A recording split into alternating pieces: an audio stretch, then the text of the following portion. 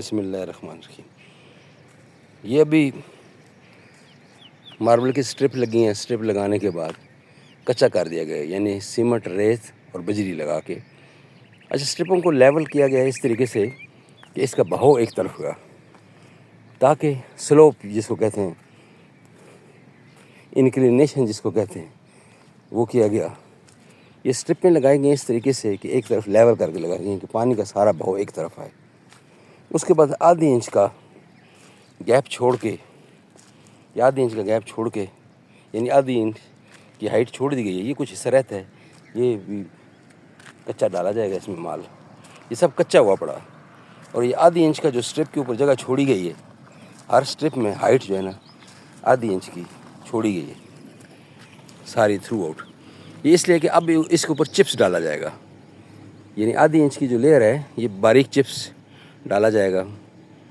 تو پھر کیا ہوگا کہ یہ انشاءاللہ چھت سے لیکیج کا کوئی کسی قسم لیکیج اور سیپیج نہیں ہوگی. یہ بیسٹ طریقہ جو ہے نا وہ یہی ہے. اور جو بھی ہے کیمیکل والا لگانے والا، کیمیکل والا بتاتے بھی ہیں اور کیمیکل کام بھی کرتا ہے، اور کیمیکل فنکشن بھی ہے لیکیج روکنا، سیپیج روکنا. لیکن چھت کی جب سسپینشن ہوتی ہے تو وہ جو لیئر انہوں نے 1 ملی کی لگائی ہوتی ہے وہ کریک آ جاتے ہیں اس میں، وہ کسی کو پتہ نہیں ہوتا. وہ پھر وہی کام، یعنی 6 مہینے چلتا ہے، اس کے بعد وہی کا ہو جاتا ہے. اس لیے وہ کچا کام ہے.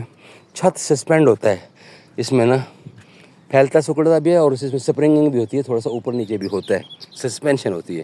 اس لیے اس میں بیسٹ یہی طریقہ ہے کہ آپ نا 1.5 انچ کی اب لیئر ہے، یہ تقریباً 1 انچ کا کچے کی لیئر لگائی گئی ہے. اور یہ مونٹی کا کچھ حصہ ہے، یہ انکمپلیٹ ہے، یہ رہتا ہے مونٹی والی جگہ پر. یہ تقریباً 1 انچ کی لیئر لگائی گئی ہے، یعنی کہ کنکریٹ کی، یعنی یوں سمجھیں کہ سیمنٹ، ریت اور بجری ڈالی گئی ہے 1 انچ کی.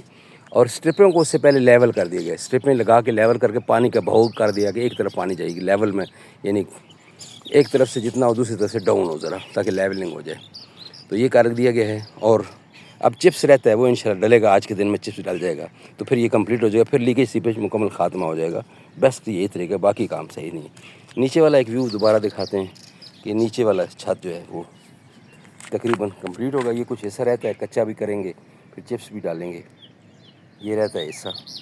اس کے بعد پھر آئے گا باری چپس کی. تو یہ نیچے والے کا ویو ایک ہے کہ نیچے تقریباً کام سمجھو کہ کمپلیٹ ہو گیا.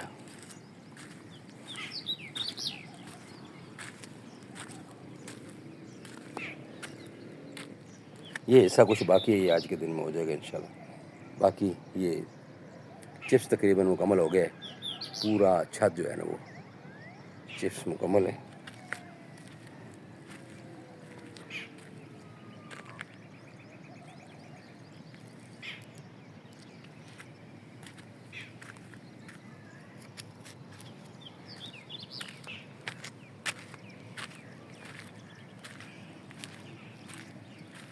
یہ گھر کا اوورال ویو ہے.